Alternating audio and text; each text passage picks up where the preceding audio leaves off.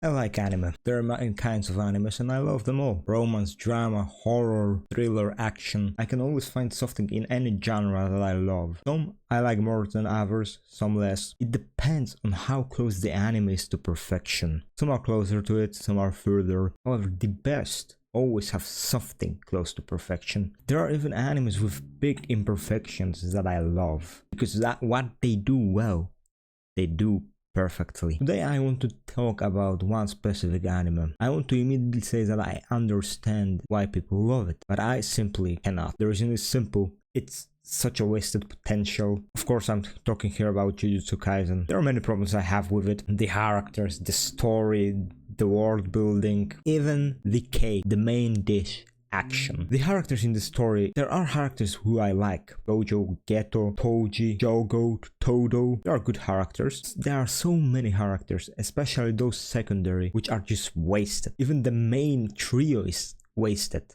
Yeah, spoilers by the way. Half of the story and Nobara is gone.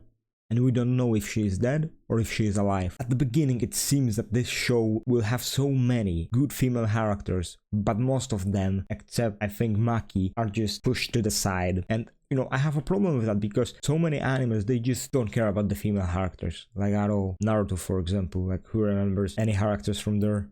Like, we don't care about them at all. Even in the new ones like Demon Slayer, like, who the hell cares? Nobody. Here we thought we are gonna get some of great woman characters. We didn't get anything. The story.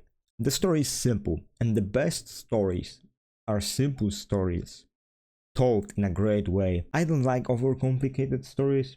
I mean, they are fine. They can be very good if everything is explained, but most of the time they overcomplicate things and never explain anything. And story in Jujutsu Kaisen is very simple. There's a boy, he eats a finger of the devil, he is possessed, he goes to the sorcerer society, he trains how to be a wizard and fight demons, basically. There is a group of demons who are supported by evil sorcerer, and they do evil stuff and, you know, things happen, you know, simple story. What problem I have with this story is that there are plot points in it that nothing is done with. And those who watch Jujutsu Kaisen and this is the video for them, they know what I'm talking about. Basically, body is the soul. This plot point goes nowhere. Kenjaku, the guy who is main characters, Yuji's mother, yes, mother, doesn't interact with Yuji at all. How? How can he not interact with Yuji at all, man? Military invasion of Japan, when everything breaks loose, dropped completely. Heian era flashbacks, dropped completely. Like, it's like the guy doesn't really care, okay? And this gets me to the world building, which in my opinion is just completely terrible. Like, the author, he is blocking himself. Like, literally, he's blocking himself with the barrier. He says that there's the barrier around Japan, that only cursed energy is in Japan. You know, like, it's Japan-centric, it's normal, it's for Japanese audience. It's for them, makes sense. However, to have 99% of cursed energy in one place, it's like, bro, you are writing yourself into a corner, and he did. It's only Japan, it's only this one place. You literally locked all of the rest of the world. There are some sorcerers there, like Miguel, like he's the only one, if I remember correctly. Somehow nobody, no government knows that cursed energy exists, that curses exist. Like, there's no way Japan would like hide it for years away from, for example, United States. And I understand it's hard writing every week. I understand it is hard, but it's just like, I just don't get it. When you start a story, you have some points written, right? You have some points, you know the beginning, and you should know the end, and some bits in the middle. You don't need to know everything, but it's like the guy just didn't know what he wants to do, which is a shame.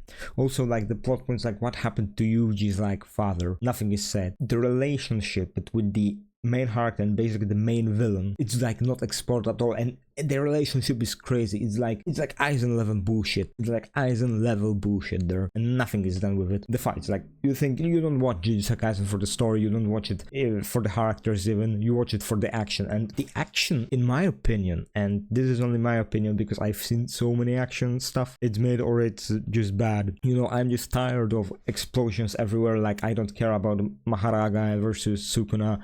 I don't care about Sukuna versus Jogoat. I don't care. It's just like big explosions and shit. Like, I don't care about that. However, there are two great fights in this show, which should have been there should have been more of them. Like, that's it. It should have been just way more of them. It's a fight against the Curse brothers in the last episode of season 1 when Nobara loses her shit, you know, like she goes like all crazy. Great fight, the GOAT. And then Yuji versus Choso in second season. Peak, the best fight. Like those 2 episodes are just great. Like just a fight, hand to hand fight, where the fighters have to think and use all they have in this one tight space. Great cinema, like goated, bro, goated. Yuji and Todo versus Mahito, good fight.